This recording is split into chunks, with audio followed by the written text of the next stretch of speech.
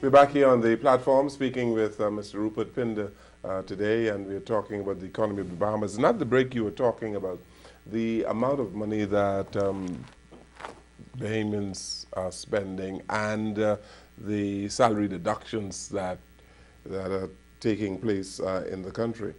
It's a good thing you have the salary deductions, you know.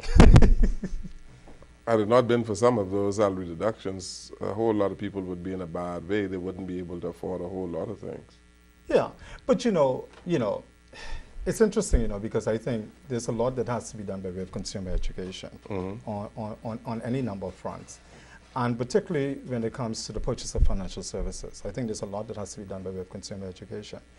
Because like an official of the Ministry of Finance said, as we said towards the end of the break, 70% of the government's payroll goes back out by way of the deductions.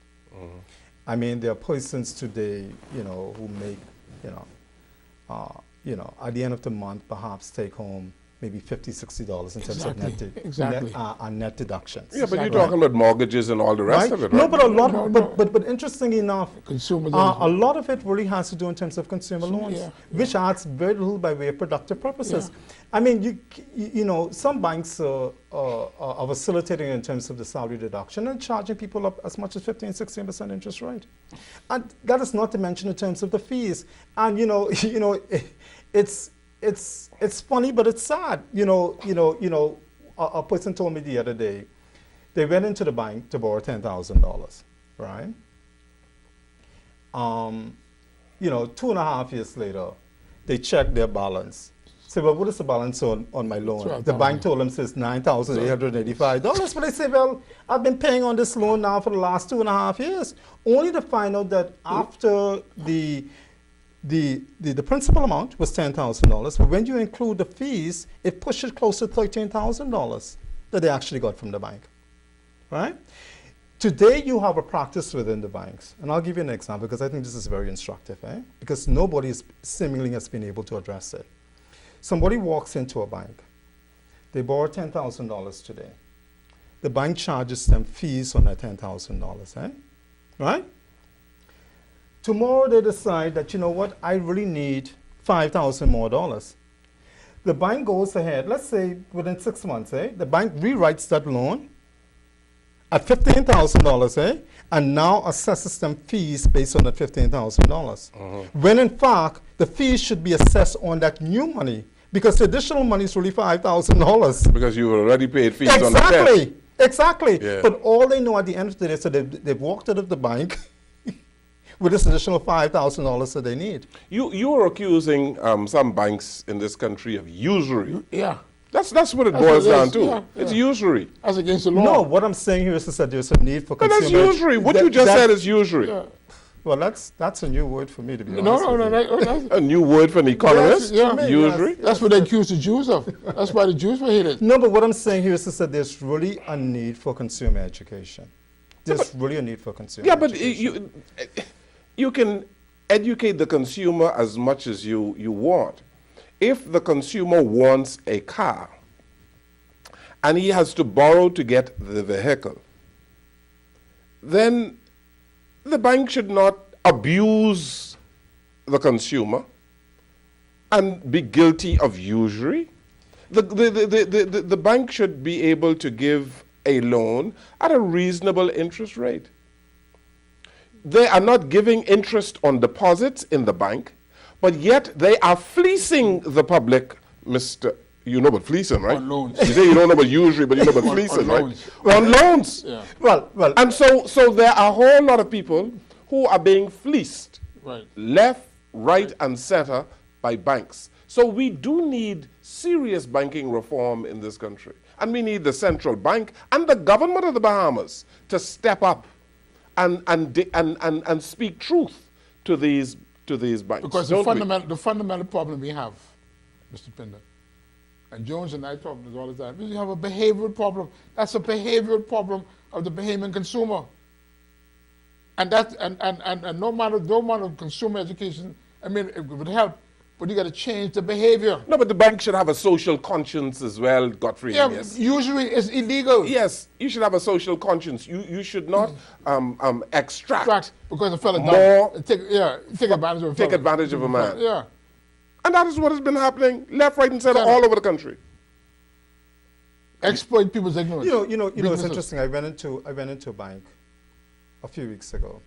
We only helping you in your argument. Right. No, because I think, to be honest with you, the reason why I feel passionate about it, because it affects persons at the low end of the income spectrum, right? Because, for the most part, persons are perhaps not aware of certain things, and they just take certain things for granted. Because something is practiced consistently across the sector, we just come to accept it. But to give you an example, a few weeks ago, I went into a bank.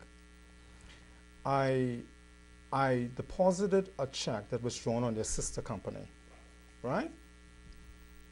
To one of the accounts, that I, use, I deposited a check. And so 2 days later, I went into the bank and found out there was still a hole on the check.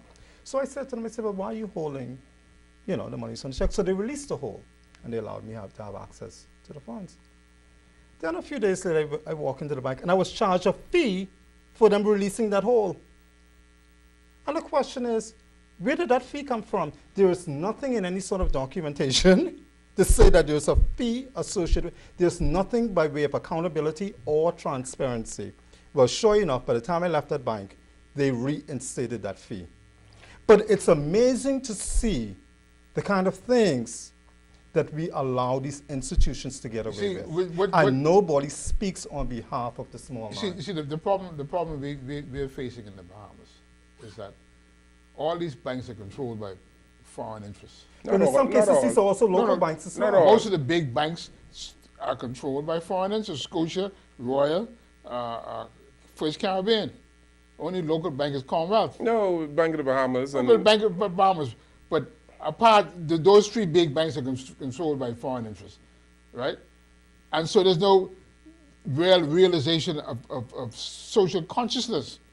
People are interested in profits. Yes, but Mr. Ines, the banks are allowed by the central bank to get away with certain things. Exploitive profits. And the Central Bank of the Bahamas and the Minister of Finance should put their feet down and say to these institutions, listen, man, what you're doing is wrong. It is not helping the economy.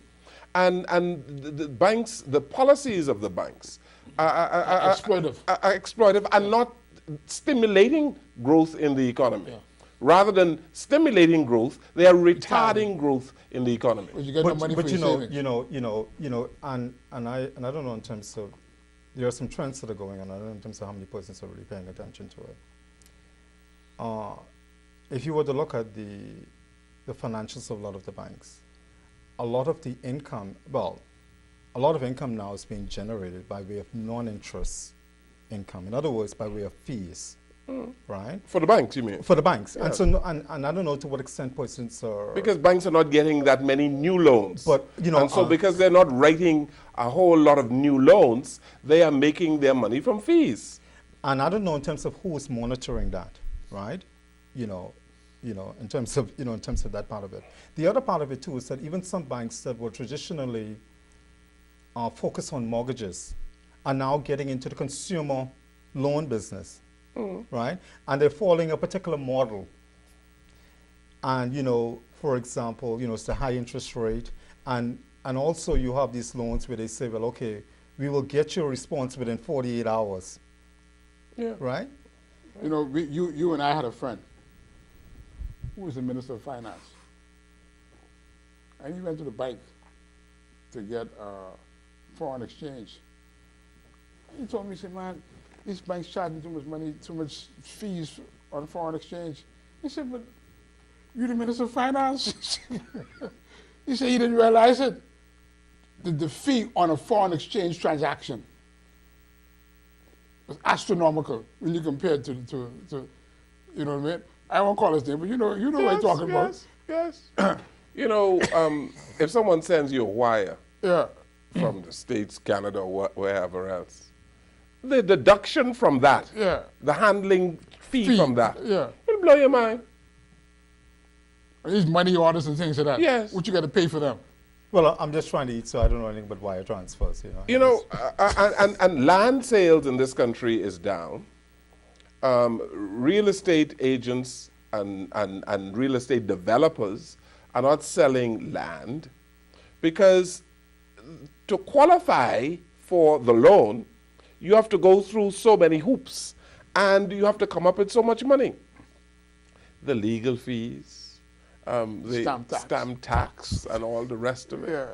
And so young Bahamians who want to buy land, and for starters, the land is $90,000 to $100,000 for a small piece of property. I mean, I got the fees now.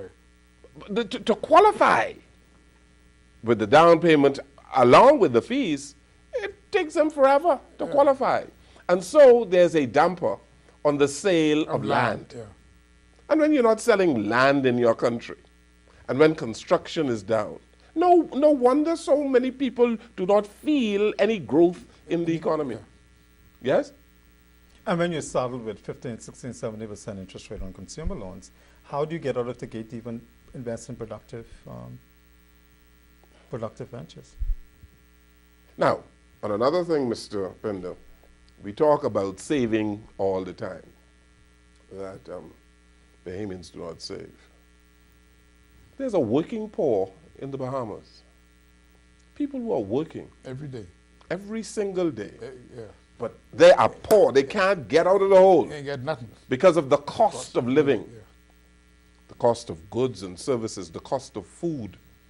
You talk about salary deduction. There are some people, if they did not have the ability to borrow some money to buy a vehicle, they would never be able to save sufficient money to buy a car or decent vehicle. There's a new working poor in the Bahamas. And if you're making $500 a week in this country with 3-4 children, You're in trouble. you're in trouble. Yeah. And I hear economists and financial people all the time, accountants, Bahamians do not save. Well, how can they save when the cost of electricity is so high? Water. When the cost of rent is so high. When the cost of all sorts. Come on, please. Give the people a break. They cannot save. So don't tell them and give them some pang of conscience. All right? Playing with the people's head that they cannot save. Now, you might be able to save because of your salary. Well, Godfrey might be able to save. But a person making $300 a week, what you could save when you have to meet the rent man and the light bill man and the food man and life it's just scrapping. I look at life is cyclical, When I came back from school, right? Even the economy was flying. People had work, right? But now you fast forward to this time, right? Let's say you just returned from school and you got a young wife and you're trying to get a mortgage and you're trying to send your children to school. You can't save nothing. You're spinning tires and going nowhere. Right. Just spinning tires and going nowhere. You go to work every single day. Right. And you're spinning tires and you say, what am I working for? Yeah, I had a friend who used to say working for the bank. That's why I was working for the mortgage man, just working to pay a mortgage. We're doing too much talking. I want to hear Mr. Pinder. Mr. Pinder, the government of the Bahamas is in difficulty. Has a deficit, runs a deficit of $400 to $500 million a year. And they are borrowing every year to pay off deficits. No wonder our debt is up to $5 billion. Now, enters the government's wish for VAT, value-added tax, because they need to raise some revenue so that they do not have to borrow again this year or borrow as much. Are you in favor of value-added tax? The question is, what is the alternative? What is the alternative? What is the alternative? Good question. Yeah. Good answer. What is the alternative? Because I think you've encapsulated it very well. at the moment, the fiscal deficit is around $500 million, give or take, somewhere, within that ballpark figure. And what it simply means is this, is that every 2 years you add approximately $1 billion to the national debt. Every 2 years? Every 2 years. You add $1 billion? Yeah. That is unsustainable. Unsustainable. Now, in terms of the VAT, the value-added tax would not be a panacea in terms of addressing that fiscal deficit. You can't cure everything. Because the VAT is projected in its first year, from what I've been told, net of the administrative costs, is expected to add about $200 million. $200 million, yeah. Right? Yeah. So, if that is the projected number, you still have a gap of roughly about $300 million. So in my view, there has to be several things taken on a number of fronts to address in terms of that deficit. And I think the other thing that we also have to be mindful as well is that we cannot address that problem in one budget cycle. It has to be done over time in terms of eliminating that deficit. Now, I don't remember seeing the numbers recently in terms of what is the projected time frame in terms of the elimination of the deficit. But nevertheless, it has to be done over time. So you have in terms of the value-added tax, but there has to be some spending cuts that accompany that value-added tax. Yeah. Right? That is taking place now, I'm told. Because in my view, there is still a lot of fat. Yes. Right, that needs to be cut. Yeah. And one indication of that is that certainly, for example, I've always felt that we need tighter control on capital spending, because I think that capital spending is always susceptible to wastage, and that's perhaps the best way I can put it, right? When you're talking about a project, let's say $20, $30, $40, $50 million, you really have to manage that very tightly, because there's always some scope for wastage and other things to go on there with that. So certainly in terms of that. I told somebody the other day, and I don't want to trivialize it, but I think it's significant in a way. I told somebody the other day, I never knew Kia made all those different models of vehicle until I look at the number of red plates. Right? Because I never knew there were so many different Kia models. Yeah. But it tells you something, because it tells you something by way of signals, eh? Because if you tell me that this is time for austerity measures in terms of cutting back, then you ought to be able to send the appropriate signals. I shouldn't be seeing all kind of Toyota hybrids driving up and down the place with red plate, right? Kia Sportage and everybody and the Messenger is driving new brand vehicles. To me, you're not sending the appropriate signals, so this is really a time of austerity measures. At the same time, there's a lot by way of new hires. That's not to say that, hey, look, you don't need to recruit new people, right? But there's stories after stories in terms of additional persons being added to the payroll at a time when you say that you can least afford it. So there is the value-added tax, which we can come back to discuss a bit more on in terms of addressing the budget gap. Then we're talking about the spending cuts. The other thing that I think needs to happen is some modernization with respect to the public sector. And that has to do in terms of our IT capabilities. There's no way today, for example, that I go to the road traffic department, and they're writing up license decals by hand. If road traffic is making, I don't know, 20, 30 million, whatever the number is, I mean, certainly it's millions of dollars that they're earning. There's no way that department should be writing up decals. You open up yourself to fraud. If I pull up there to the road traffic department, driving, incidentally, my Kia Sportage, right? Okay. Right? My Kia Sportage is a silver vehicle, 2011, right? It's been the same owner for the last 3 years. Nothing about that vehicle has changed, eh? There's no reason why a guy cannot, after he acts, brakes, lights, horn, he swipes something across in terms of the barcode. There is a piece of paper that comes out on the other end. At the end of the day, somebody ought to be able to check the system and say, well, we've licensed X number of vehicles, engine size, length, whatever, and here's the amount of money that we ought to collect. So, and there's so many different examples of that across the system. You look in terms of real property tax, We mentioned in terms of the number of homes that are unregistered, right? There's no reason why that, for example, by the time somebody goes for an occupancy certificate, they ought to be able to satisfy the people at that government entity that the home is registered, etc., so on and so forth. You don't need any sophisticated systems for some of these things, you know. It's just to be able to see the relationships within the systems, etc., in terms of how things ought to be organized. And so what I'm saying here is that, in my view, yes, we talk about alternative tax mechanisms, but we also need to look in terms of the leakages within the system, some of the revenue enhancement measures, and also in terms of the spending cuts. We come back to that. Let's take a break here on the program. We're on the platform, and we are talking about the economy of the Bahamas, and in this segment, we are talking about value-added tax or the alternatives. We take this break, and we'll come right back.